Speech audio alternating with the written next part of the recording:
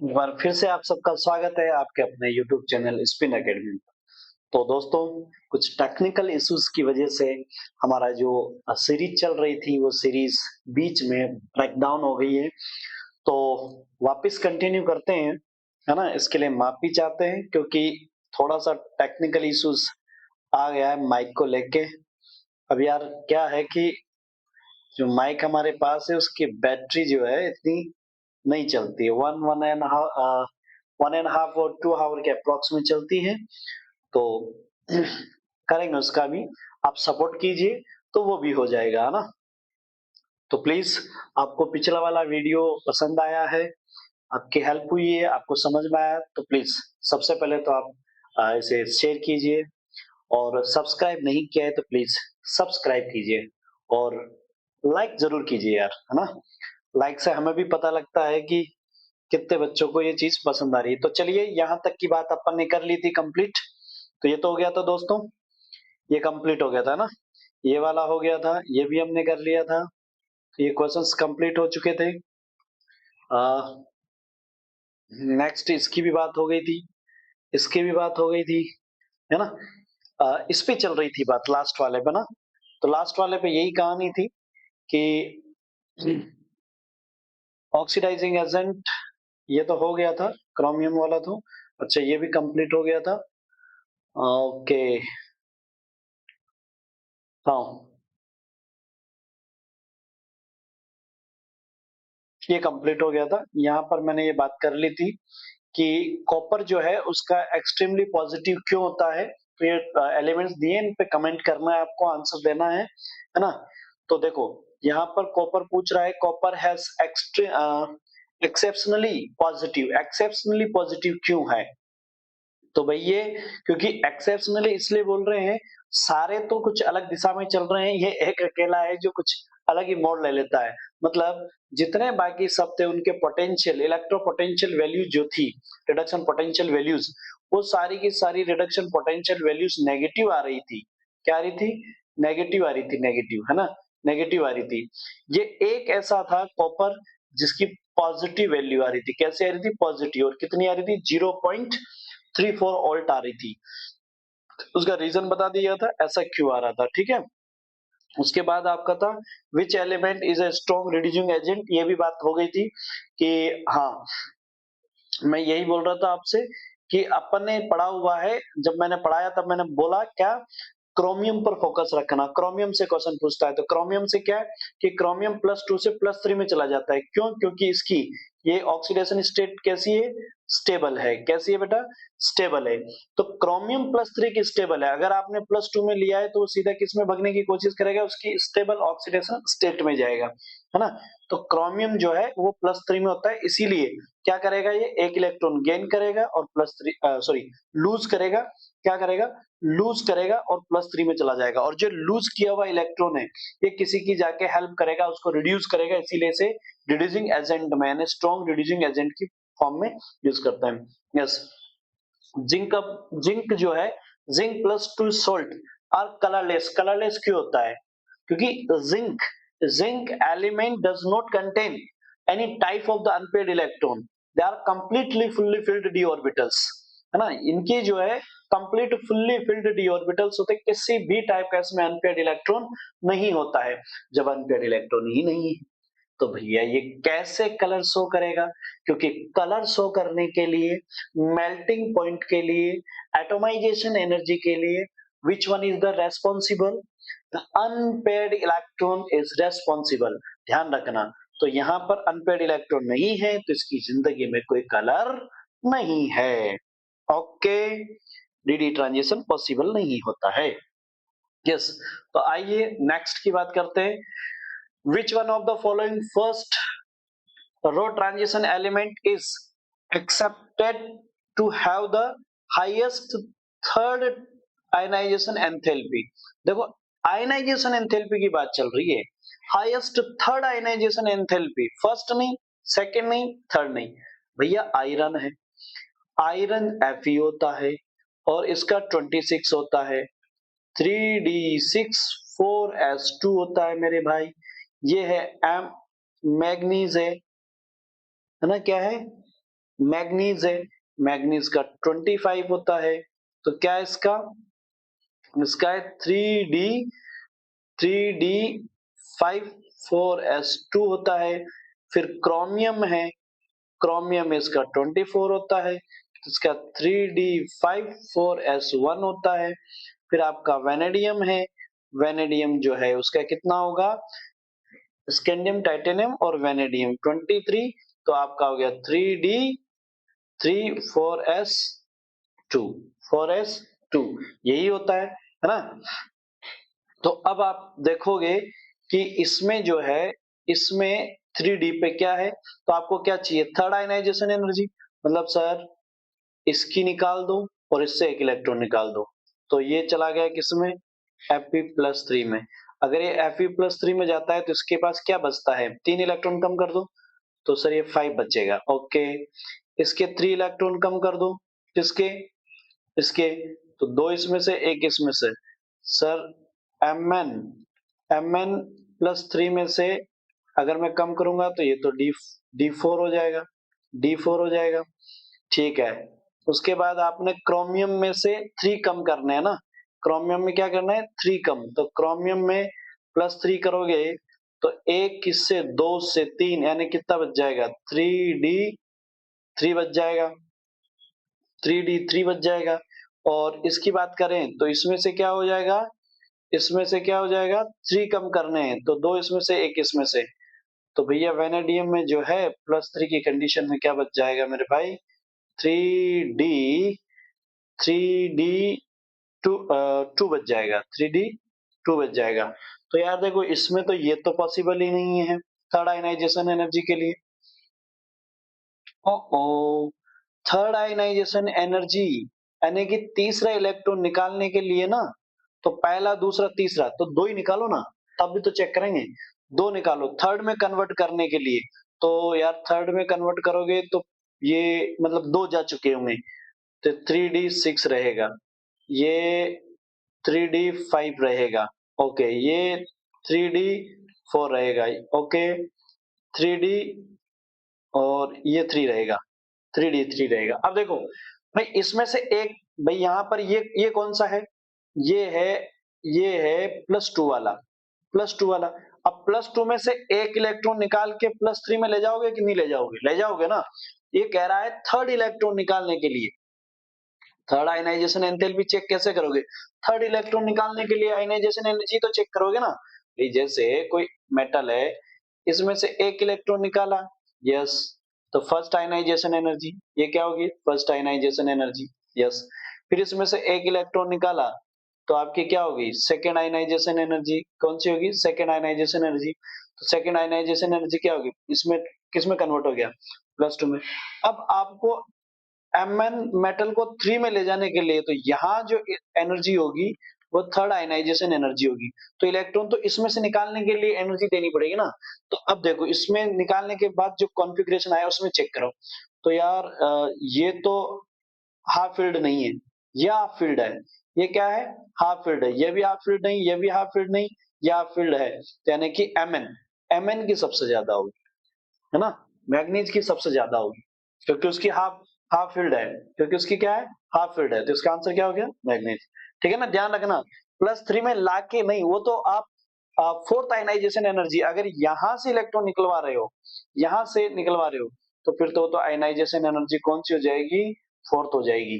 तो आप ये समझ गए होंगे कि आपको यहाँ यहाँ एनर्जी देनी पड़ेगी इसके अंदर, तो थर्ड में कन्वर्ट करने के लिए जो आयनाइजेशन एनर्जी है उसकी बात चल रही है। ठीक है, आइए कुछ क्वेश्चन ऐसे हैं, तो 24 का क्वेश्चन है ये, देखिए जरा क्या है कहानी, ये एसरसन वेसरसन का कहानी है।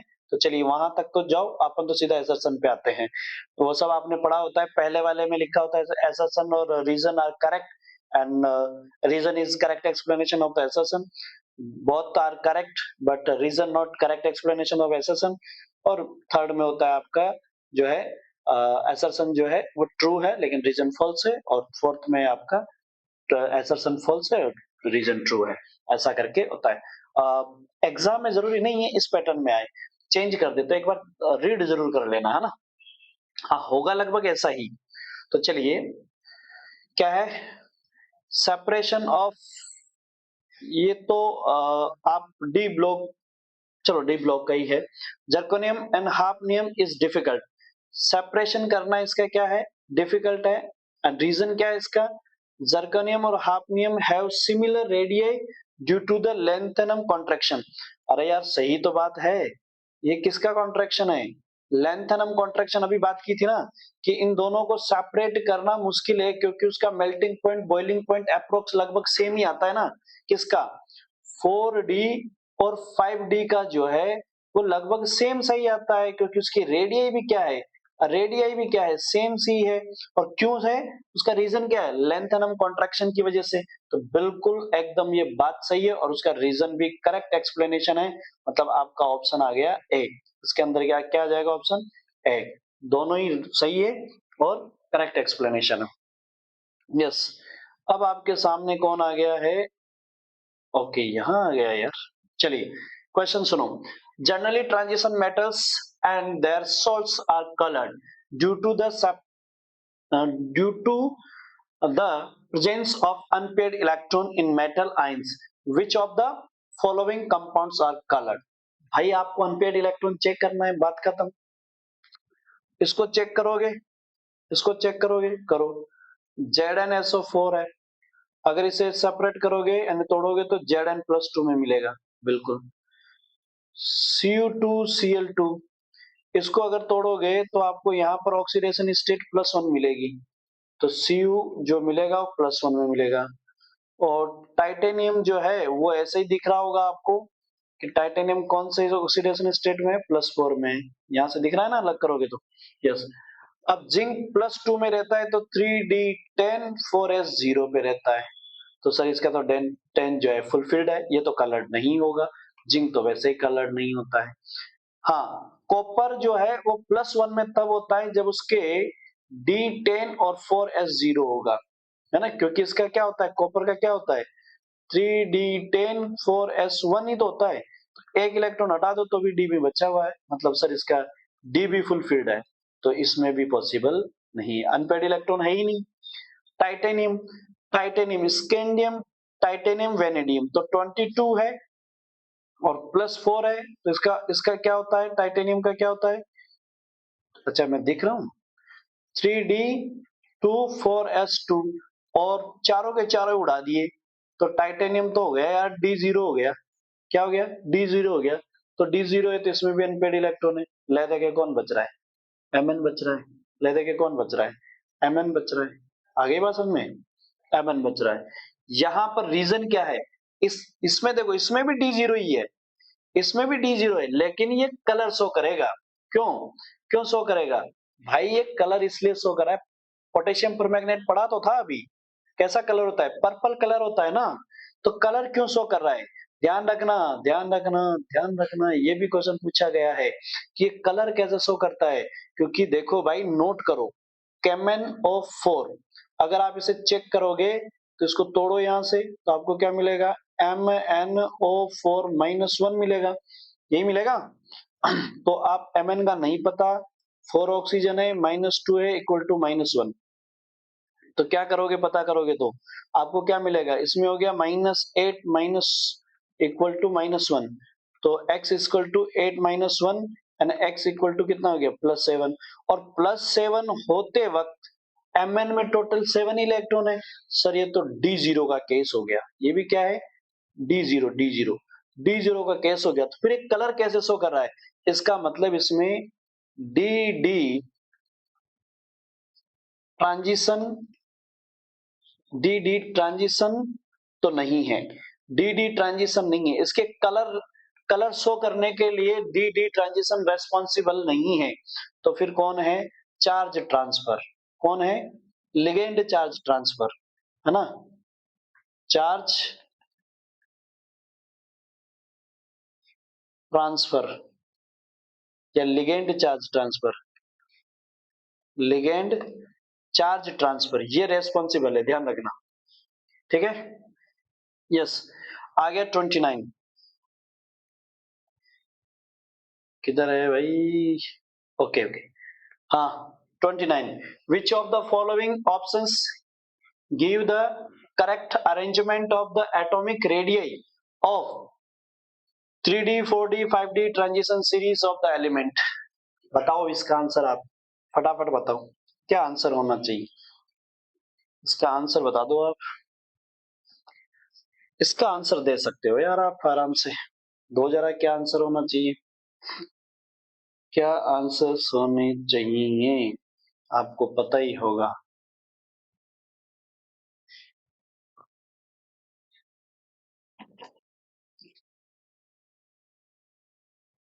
पता करो,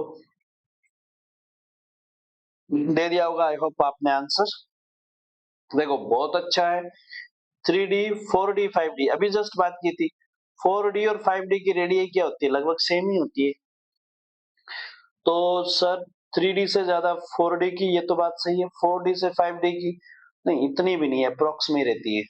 3D से ज्यादा 4D की और 4D के अप्रोक्स में 5D की, हाँ ये सही।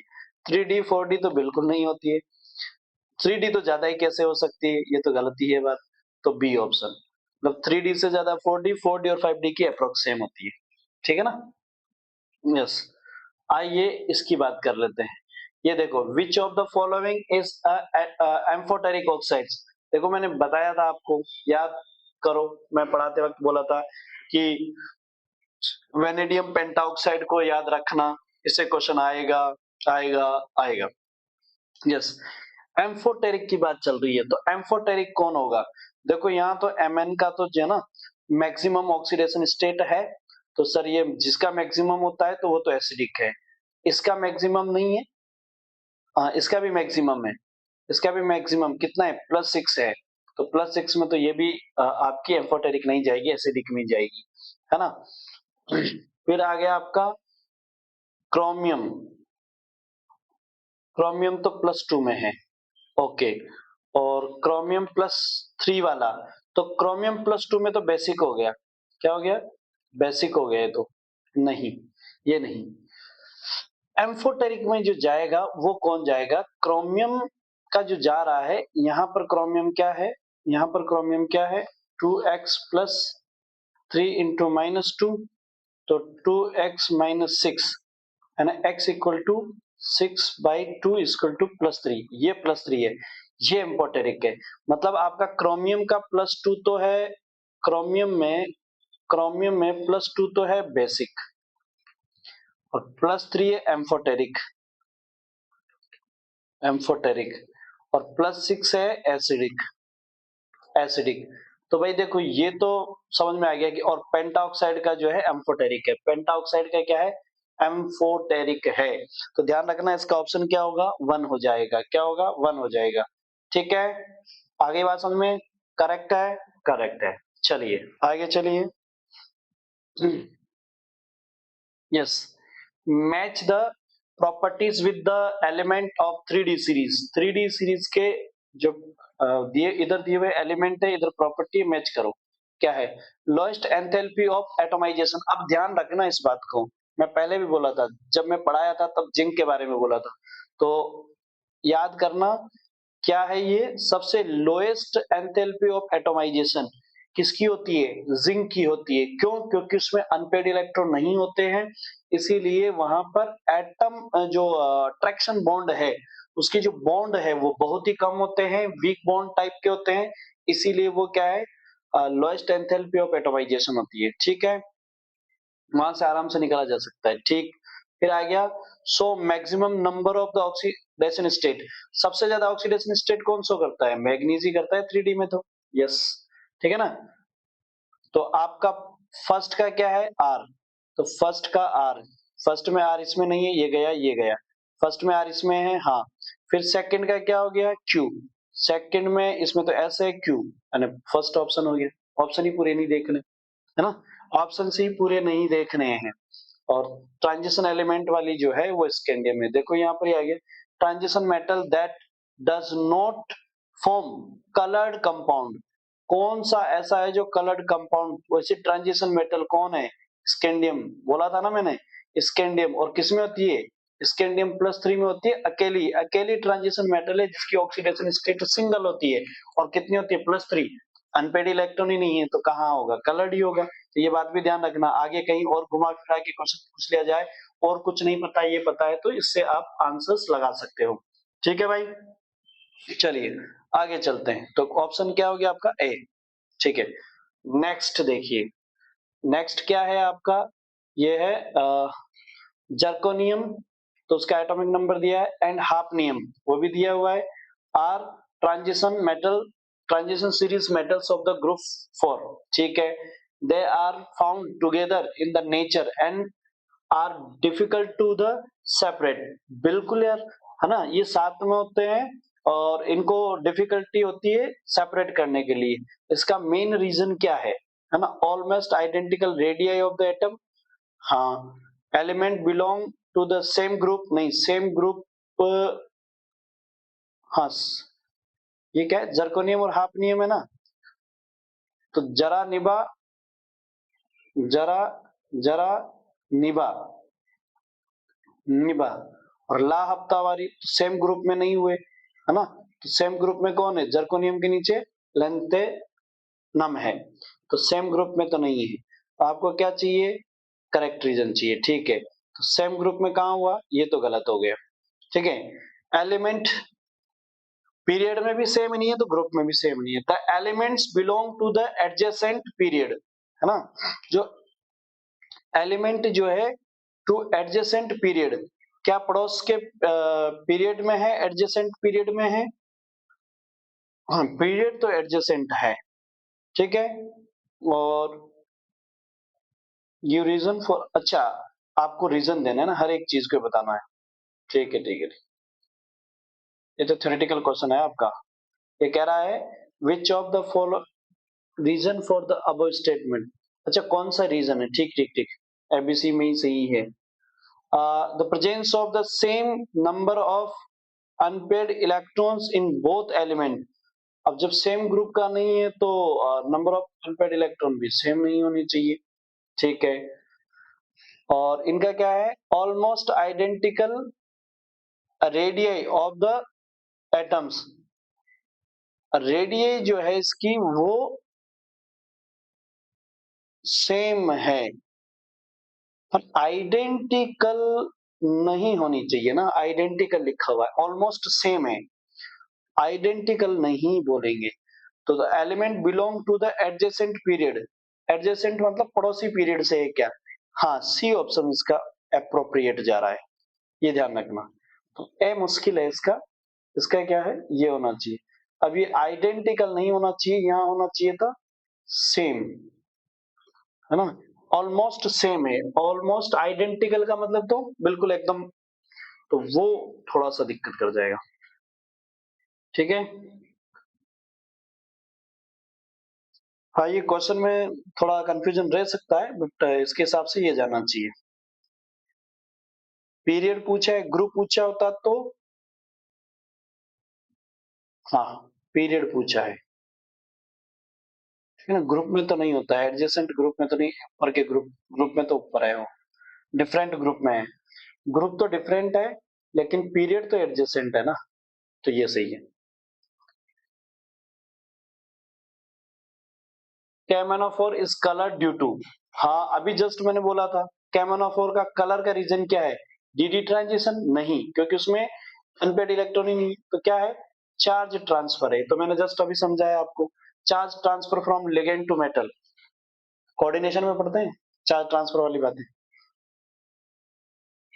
यस, फिर आ गया आपका 34, है ना, greater number of electrons from n minus one D in additions to the ns electron are involved in the intraatomic metallic bonding, okay okay, इंट्राएटॉमिक है भाई, इंट्रा, हाँ सही है, इंट्रा एटॉमिक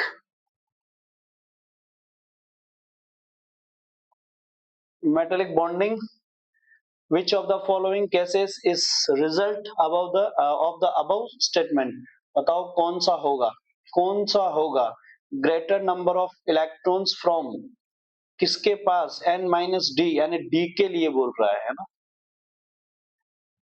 देन जिसमें भी होगा, तो फिलहाल जैसे कि अगर 3D की बात कर रहे हो तो 3D में वो ऑलरेडी 4 पीरियड की बात चल रही है, इसलिए 3D आ गया।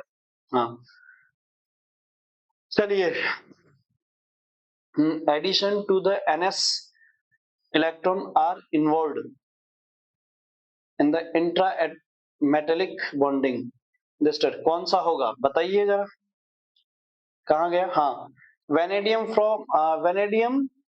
forms complex, platinum acts as the catalyst, या chromium is having higher melting point than vanadium and manganese show oxidation state ranging from +2 से +7 तक। कौन इसका रीजन होगा बताइए, कौन होगा? बताओ बताओ बताओ। किसके पास ग्रेटर नंबर ऑफ इलेक्ट्रॉन्स, है ना? तो किसके पास से ग्रेटर नंबर ऑफ इलेक्ट्रॉन्स, और कहां से? 3D से। और सारे 3D के नहीं, प्लेटिनम के भी है भाई, प्लेटिनम भी है। एक्ट एज द कैटलिस्ट, हाँ ये तो है। Of the following cases,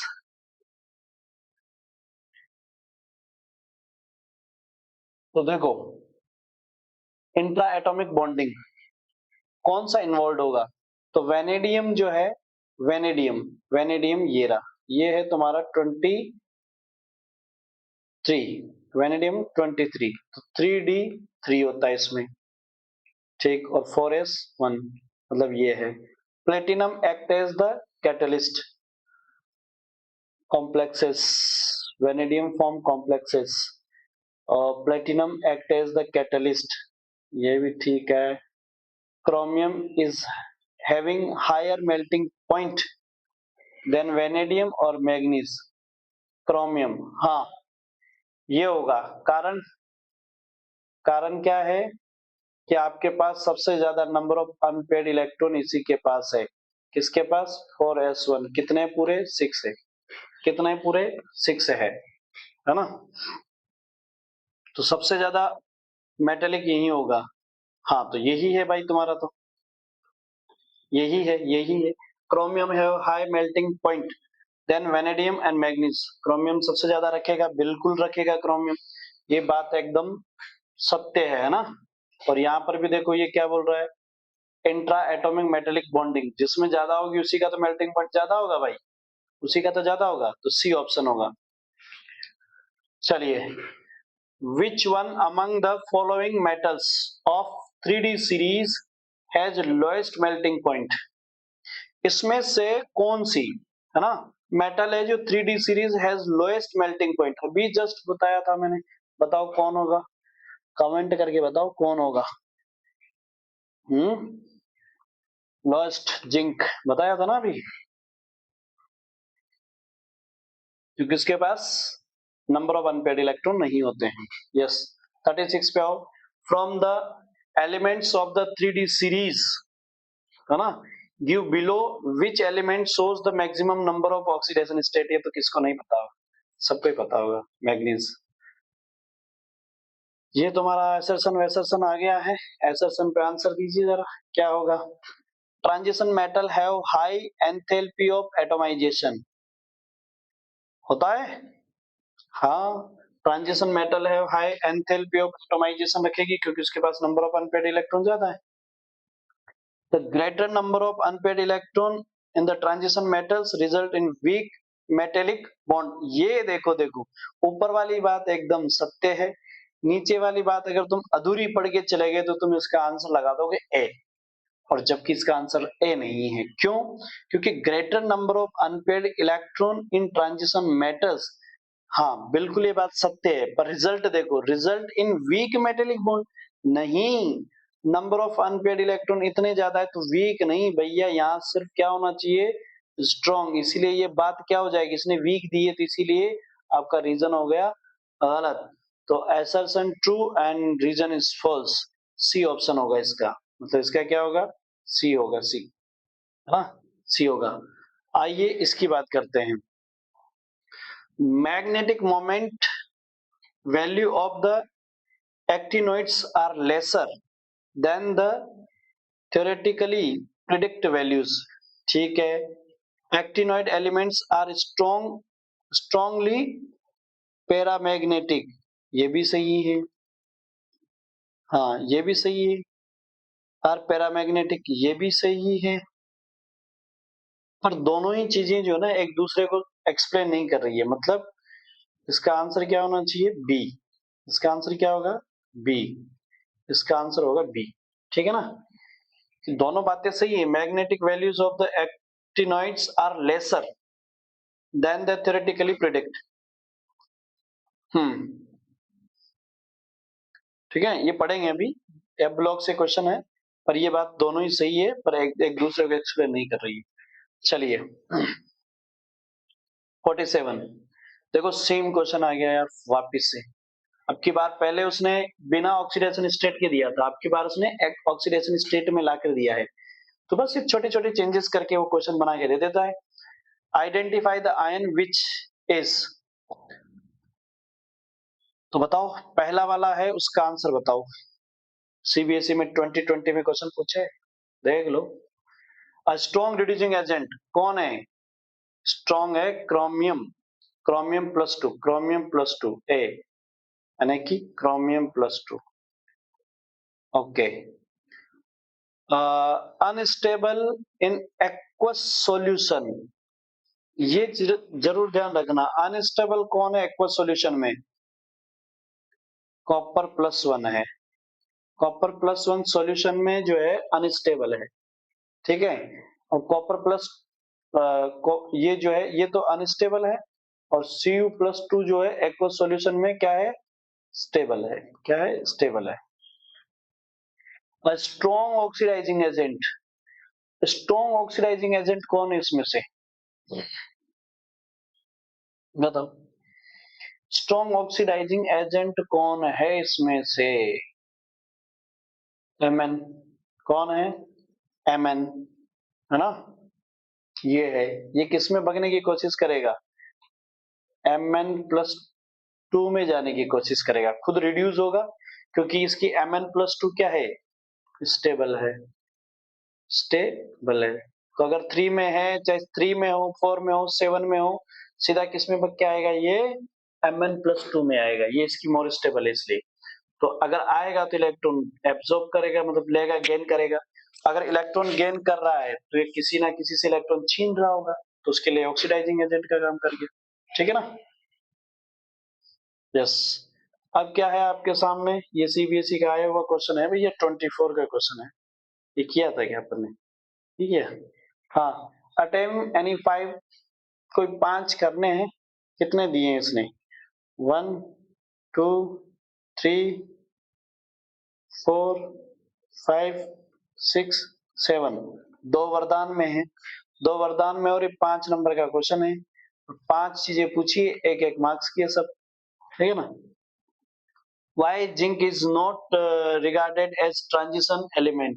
Zinc transition element क्यों नहीं, D block element तो है, transition क्यों नहीं, because zinc does not show more than one oxidation state, it just generally showing +2 oxidation state, general oxidation state, है ना। और what is the lanthanoid contraction, ये बता दिया था, lanthanoid contraction क्या होती है, poor shielding effect of the f orbitals, उसकी वजह से क्या होता है, जो है वो कॉन्ट्रैक्ट होती है, poor shielding effect की वजह से ना। यस, फिर आपका क्या है, why is first ionization enthalpy of chromium lower than that of zinc, तो why is the first ionization enthalpy of chromium lower है किससे, जिंक से, अरे तो यार 3d5 4s1, और जिंक की है 3d10 4s2, ये फुल्ली फिल्ड है या हाफ फिल्ड है, और याद करो फुल्ली फिल्ड जो है वो मोर स्टेबल है किससे, हाफ फिल्ड से, और इससे कम स्टेबल कौन बताई थी, 0 वाली, ठीक है, तो इसी वजह से। Why are transition element good catalyst, because the transition elements are showing the more than one oxidation state, they can make a more number of bond because they are having more number of unpaired electron. इसके पास unpaid electron ज्यादा है और इसके पास oxidation state ज्यादा है, इस वजह से ये बॉन्ड ज्यादा बनाते हैं। बनाते हैं कि नहीं बनाते? बनाते हैं। तो सिंपल कहानी है ना? सिंपल कहानी है, सिंपल कहानी है। चलिए, compound of the transition metal are generally coloured, give reason. Compound जो है ट्रांजिशन मेटल्स के वो जनरली कलर्स होते हैं, उसका रीजन दो। उसके रीजन है D D transition, D D transition, D D transition. और दूसरा है charge transfer, ligand charge transfer. दूसरा क्या है? Ligand charge transfer, charge transfer. ठीक है, लिगेंड चार्ज ट्रांसफर। आइए 6 का क्या है? Out of the KMnO4 and K2MnO4 which one is paramagnetic and why? तो यार ये बात बोली थी मैंने, बताई थी वहां पर कि KMnO4 और K2, चलो यहां बताते ना यार, वहां क्या इतना। KMnO4 और दूसरा क्या है? K2MnO4।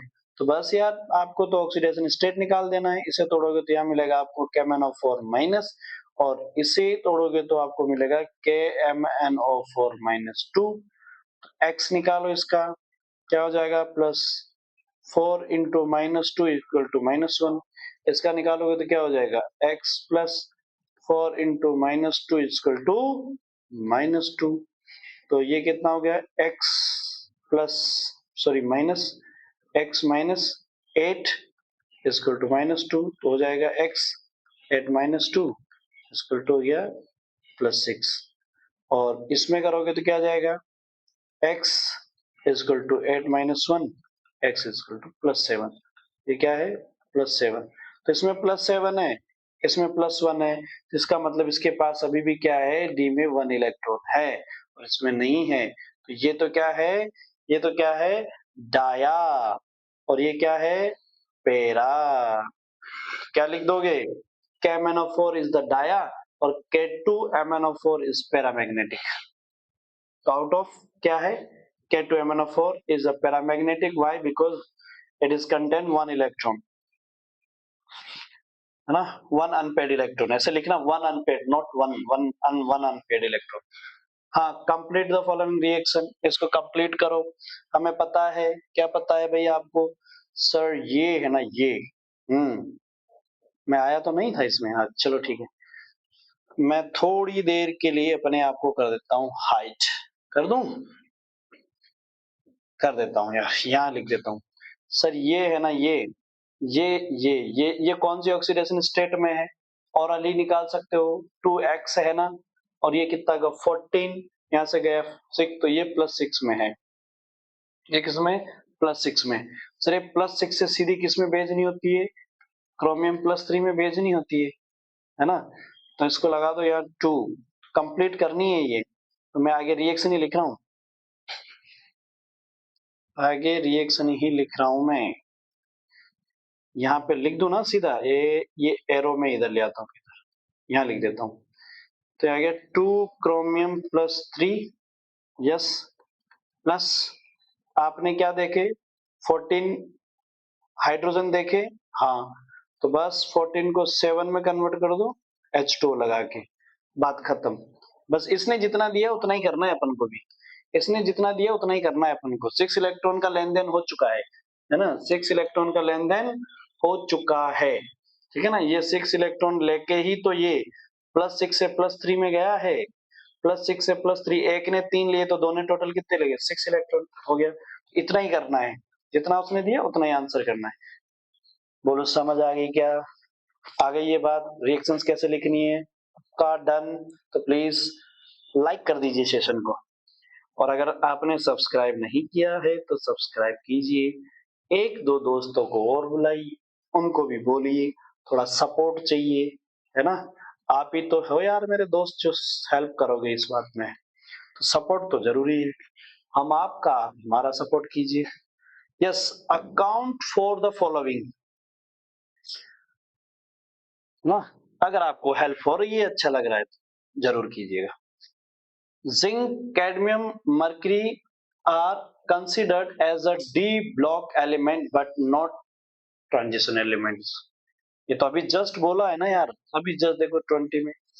इसका तो आंसर दे दोगे आराम से, अभी जस्ट किए हैं सारे क्वेश्चंस। अब आपको समझ आ रही होगी ना कि यार क्वेश्चंस लगभग लगभग सारे छिन्न भिन्न हो गए, सब सब निपटा दिए अपन, है ना।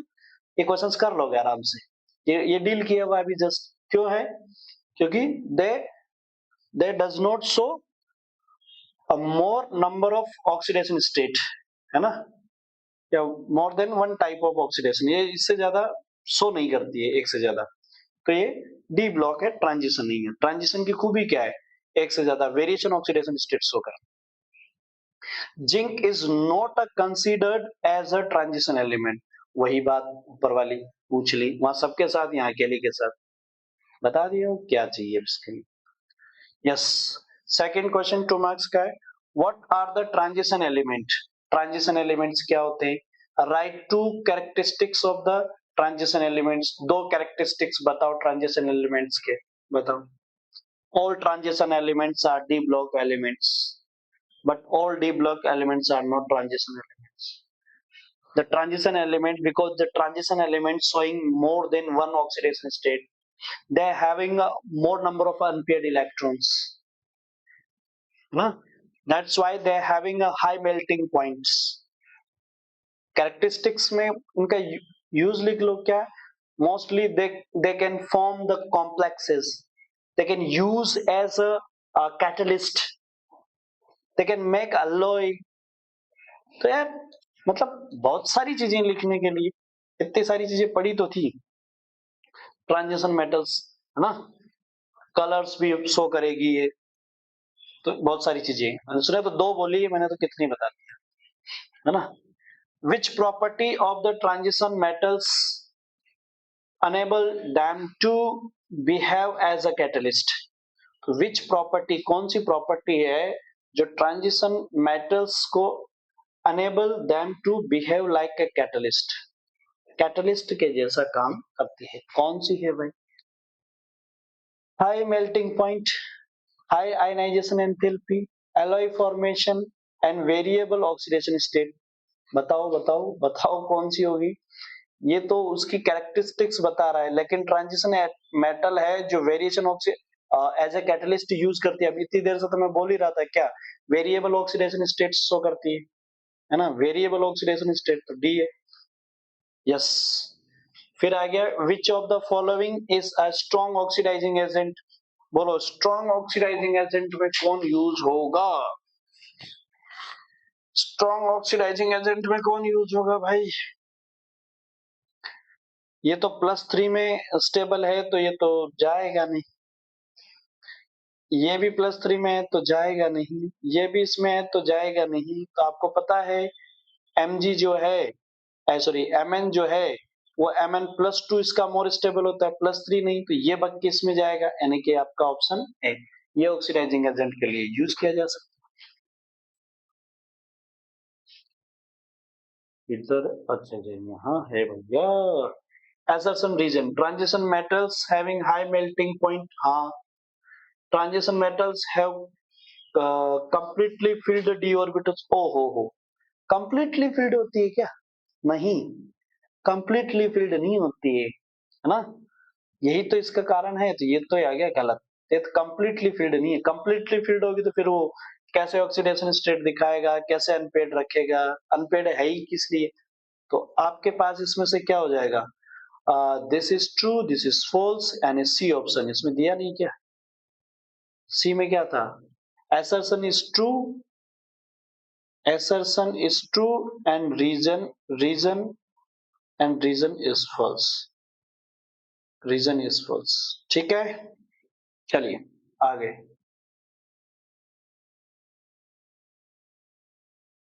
ओ ऐसा है, अच्छा, इधर अलग है कि वही है, ट्रांजिशन मेटल है low melting point. Okay okay okay, ये तो अलग है ना। Transition metals have low melting point.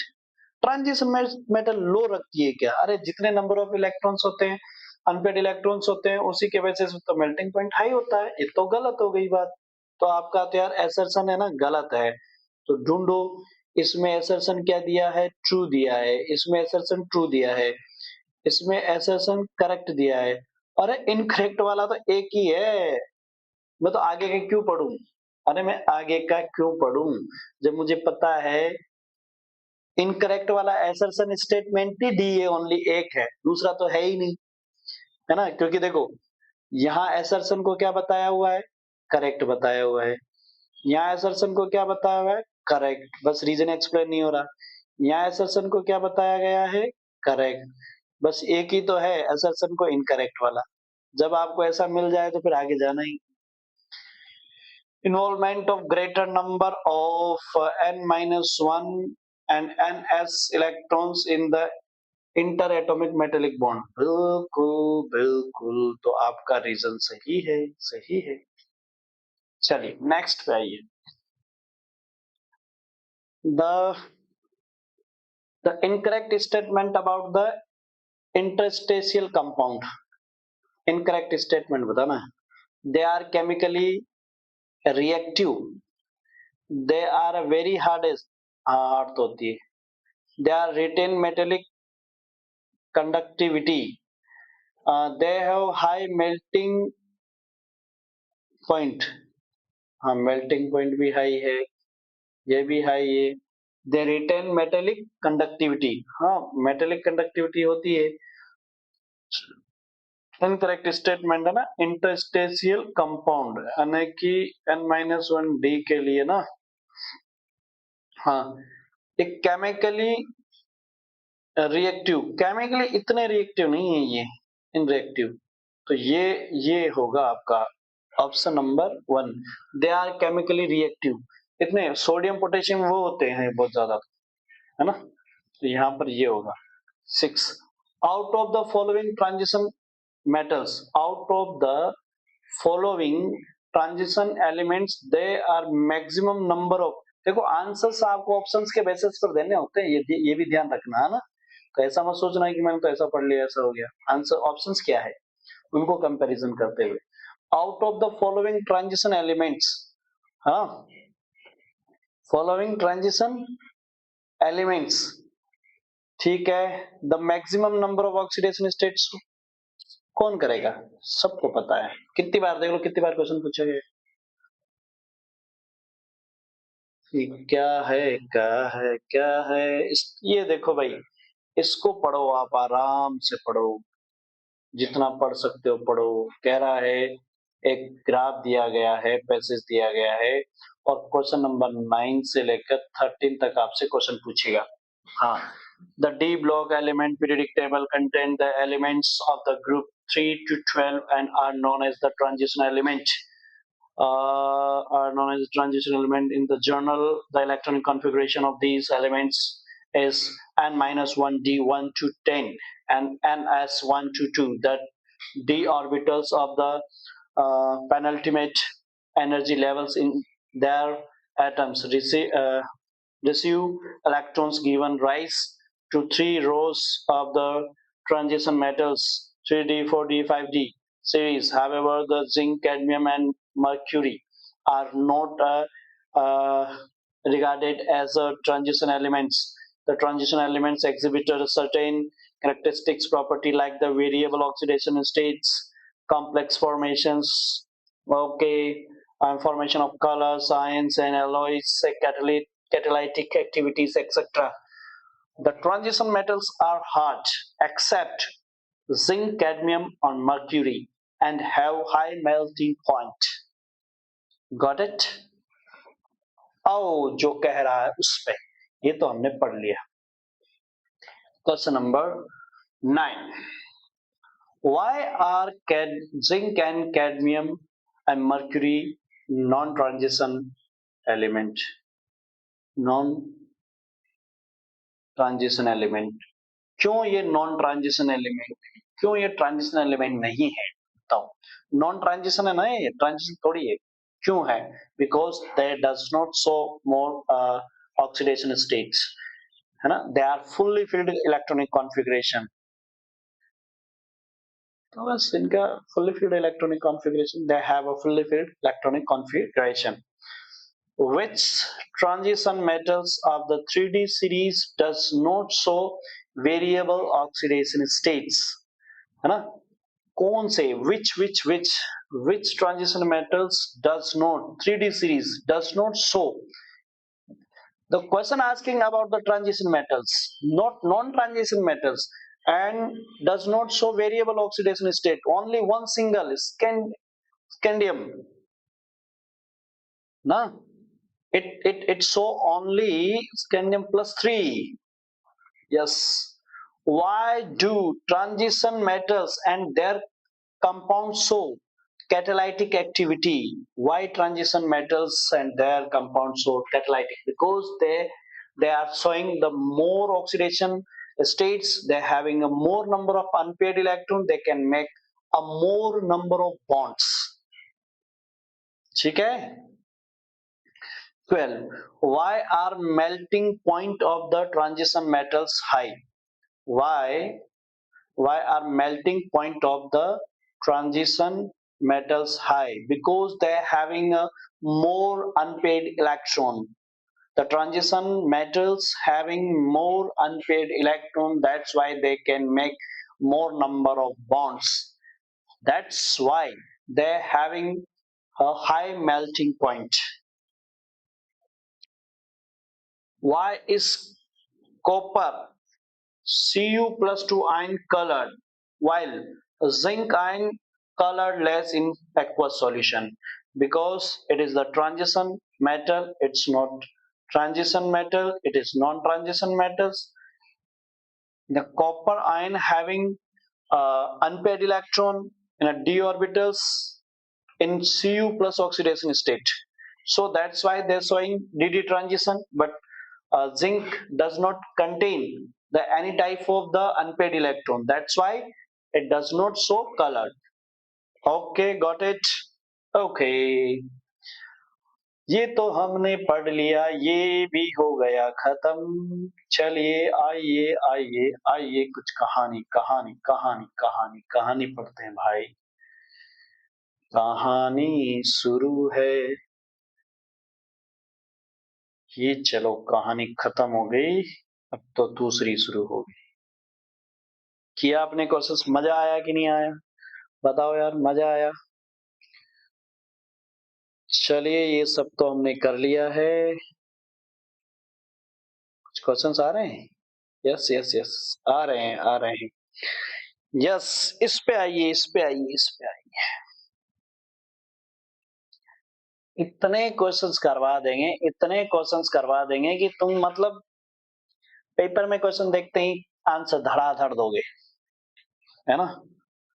Why is Cu2 plus 2Cu? कितनी बार पूछेगा यार, पूछ तो लिया। क्यों? क्यों? हाइड्रेशन एनर्जी बहुत लो होती है इसकी। इसकी हाइड्रेशन एनर्जी क्या होती है? लोएस्ट हाइड्रेशन एनर्जी है। Its hydration energy is low than that the atomization energy, sum of the atomization energy and ionization energy. ठीक है, ये उसका रीजन दे देना। Okay next, why is Mn2 plus 2 Mn value have negative as compared to another element? Why manganese value highly negative as compared to another element?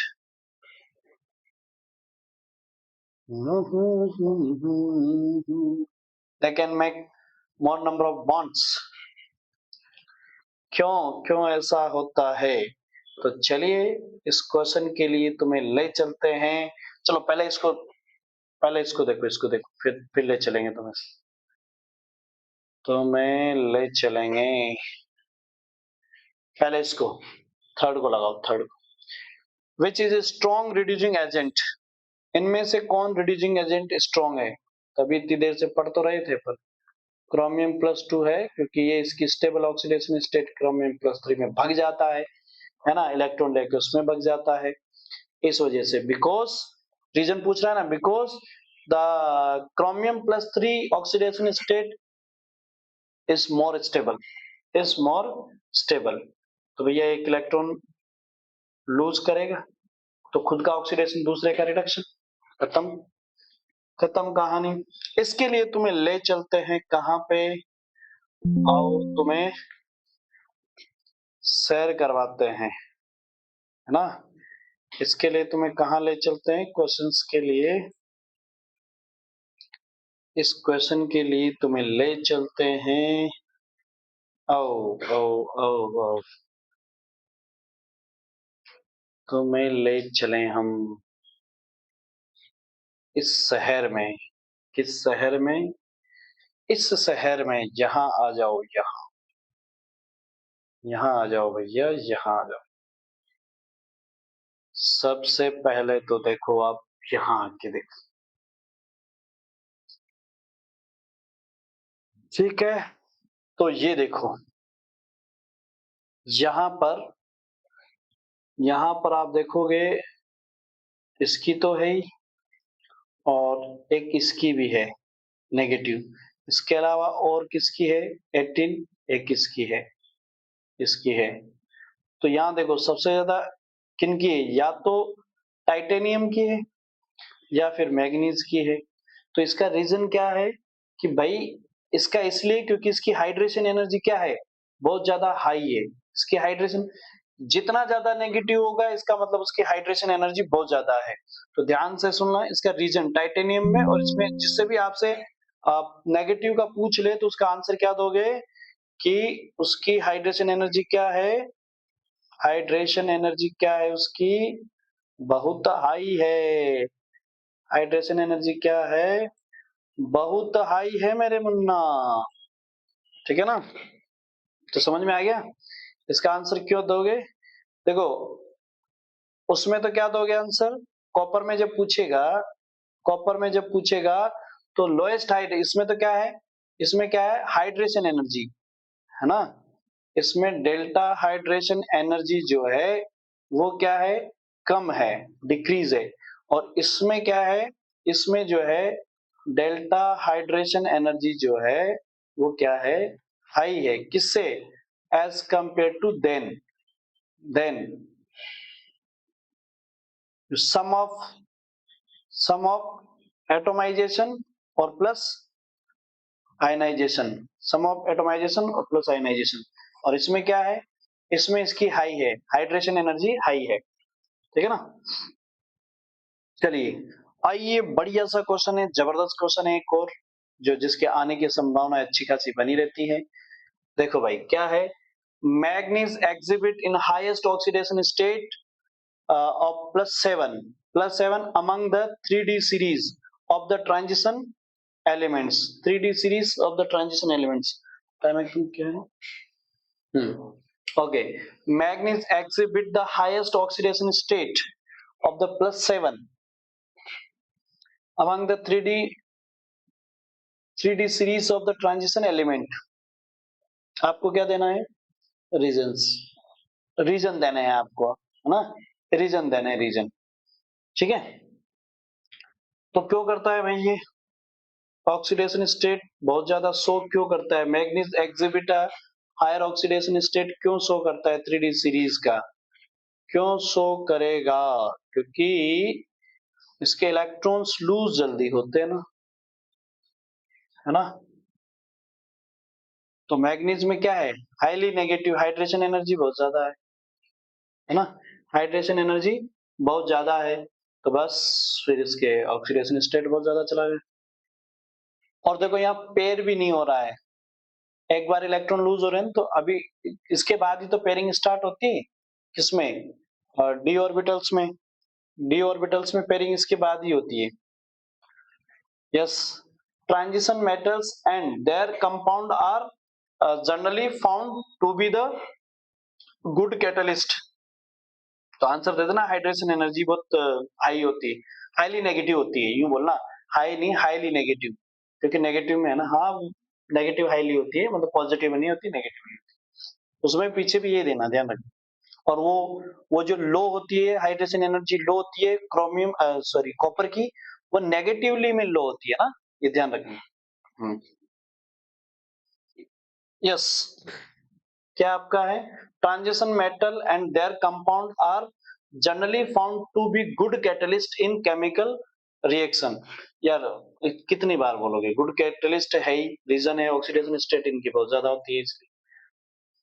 Chromium reducing agent, ये तो तुम बता देना यार, ये तो सब ऑक्सीडाइजिंग एजेंट क्यों है, क्यों रिड्यूसिंग है, तो मैंने खूब बताया।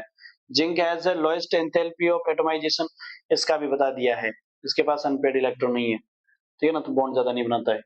फिर आ गया आपका सेम सेम सही है, ये थोड़ा सा मैं बताता हूँ। Copper is unstable in aqua solution. भाई कॉपर ऐसा है जिसके पास क्या है, कॉपर एक ऐसा कंपाउंड है जो क्या करता है, +1 और +2, +1 और +2। तो भाई इसमें ना कॉपर एक एक अकेला कंपाउंड जो है वो +1 और +2 दोनों में जा रहा है, +1 +2 दोनों में जा रहा है, तो मतलब आपके पास जो है वो ये किस में होगा, +1, तो एक इलेक्ट्रॉन लूज किया, +2 में चला गया, और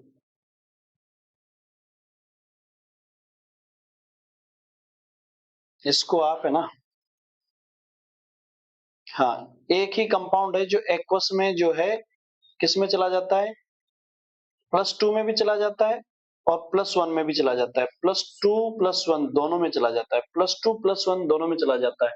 तो उसका एक का ऑक्सीडेशन एक का रिडक्शन, तो इसमें ना अपन क्या करते हैं, इरेज करते हैं इसको एक बार, और जो ऐसा हो कि खुद का ही रिडक्शन और खुद का ही ऑक्सीडेशन हो जाए, ऐसा कोई एटम जो खुद का ही क्या कर दे, ऑक्सीडेशन, और खुद का ही क्या कर दे, रिडक्शन कर दे, है ना, जब इनको खुद ही अपन जो है कॉपर +2 प्लस कॉपर है, तो ये एक यहां से इलेक्ट्रॉन लूज कर रहा है, तो ये गेन कर रहा है +1 में, तो 2 करना पड़ेगा आपको। हम्म 2 करना पड़ेगा, तो यही जा रहा है, तो एक तो +1 में गया और +1 में और +2 में गया, इसी को कहते हैं डिसप्रपोर्शनेशन रिएक्शन।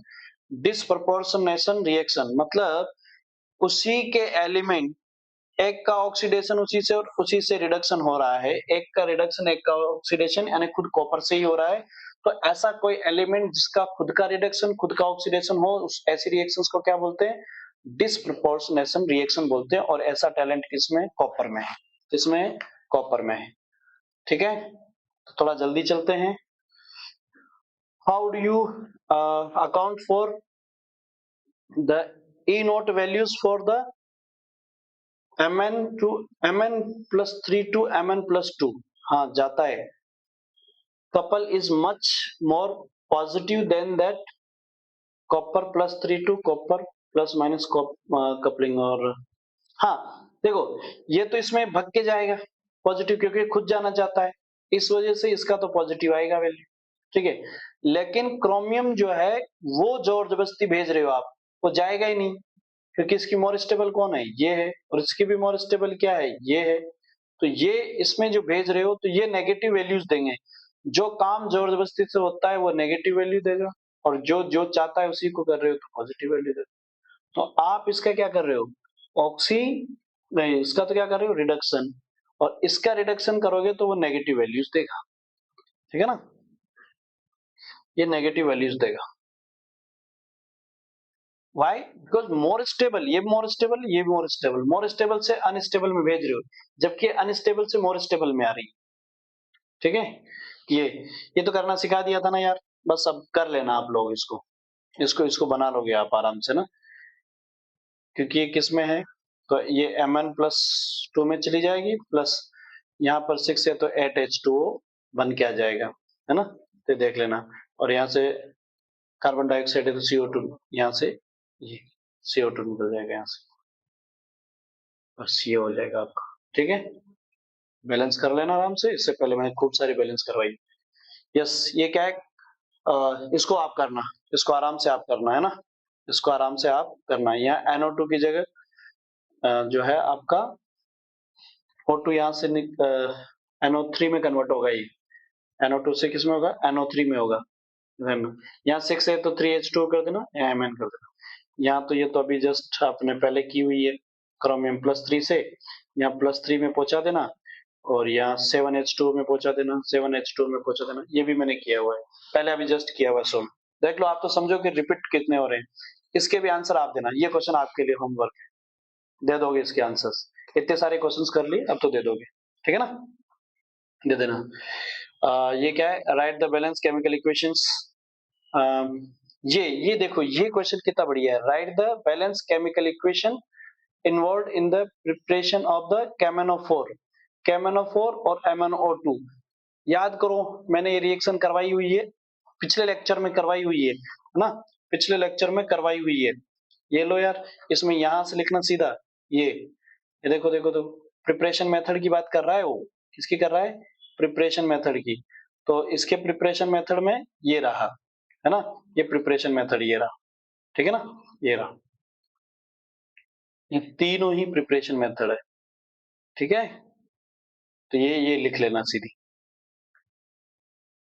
ये लिख लेना। अब थोड़ा मुझे ऐप के बारे में थोड़ी बहुत बातें करनी है, इसलिए मैं थोड़ा जल्दी चलना चाह रहा हूँ, आप ये सब चीजें कर लेना, पढ़ाया हुआ है, पिछला लेक्चर देख लेना, उसमें पूरा समझाया था मैंने, क्वेश्चंस डील करवाया हुआ है ना। ये क्वेश्चन भी आप लोग कर लोगे। यहाँ पे देखो, right the balance ionic equation showing the, ये आयनिक इक्वेशन की हुई है एसिडिक डाइक्रोमेट की, भी जस्ट बताई ना, आयरन वाला है, आयरन आयन का, टिन और क्लोराइड तीनों का ही है। तो ये भी जस्ट इधर देखो, आयरन क्लोराइड वाला,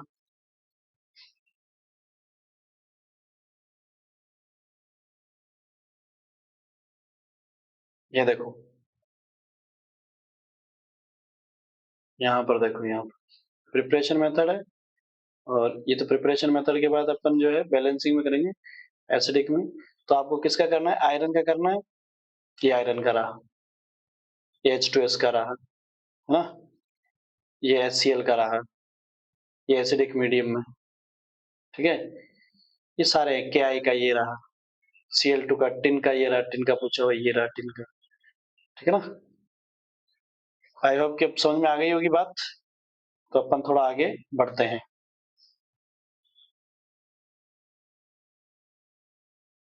इसको आप कर लोगे, ये मैंने बता दिए हैं, इसको भी आप कर लोगे, इसको भी कर लोगे, ये भी वही, ये सारे के सारे लोएस्ट एंथैल्पी और अनस्टेबिलिटी ये सब बता दिया, ठीक है। Transition metal large number of the complexes, large metal form large number of complexes, बिल्कुल ट्रांजिशन मेटल, क्योंकि मोर नंबर ऑफ अनपेड इलेक्ट्रॉन होते हैं इसलिए कॉम्प्लेक्स बनाते हैं, unpaired electron vacant orbital provide करवाते हैं। The lowest oxidation state of the transition metals is the basic oxides amphoteric. हाँ, ये चीज अपन ने पढ़ी है ना थ्योरी में, कि जिसका ऑक्सीडेशन स्टेट जितना ज्यादा बढ़ेगा, ऑक्सीडेशन स्टेट जितना ज्यादा बढ़ेगा, उसका आयोनिक कैरेक्टर, आयनिक नेचर जो है वो डिक्रीज होगा, और एसिडिक जो है, एसिडिक वो इंक्रीज होगा, ये पढ़ा हुआ है ना। एम्फोटेरिक और इस तरह के मैग्नीशियम वगैरह के सबके बनेंगे ट्रांजिशन मेटल्स के। Mn के बता देना, और क्या है value of the Mn+3 and coupling high, ये जो जस्ट अभी बात की थी, हाइड्रेशन एनर्जी वाली कहानी में चल रही थी, ये स्टेबल की तरफ जाता है इसीलिए पॉजिटिव आता है, और ये आप जो है स्टेबल से उधर ले जा रहे हो तो नेगेटिव आएगा। ये क्वेश्चन बहुत अच्छा है, लेकिन ये अपन ने किया हुआ है ना, ये भी वही है, Mn इज फ्यूज्ड एज, देखो ये MnO2 को जो है वो फ्यूज्ड विद द KOH के साथ in presence of the KNO3 an oxidizing agent, they give dark green compound A compound, ठीक है, compound A disproportion in acidic medium, ठीक है, given the purple colour B, ठीक, alkaline compound B oxidize KI के साथ, तो बन गया C, and acidified of the compound B, oxides Ki, D, Ki के साथ A, B, C और D बताओ। तो बस ये वाले हैं।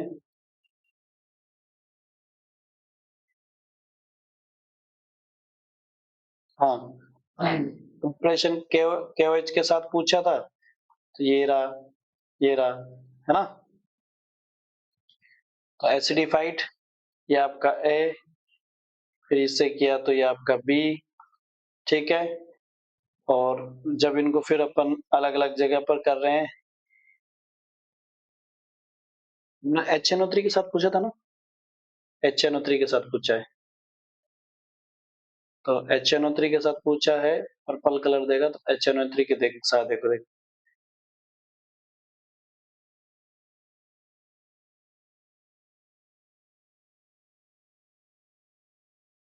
KI हो गया है,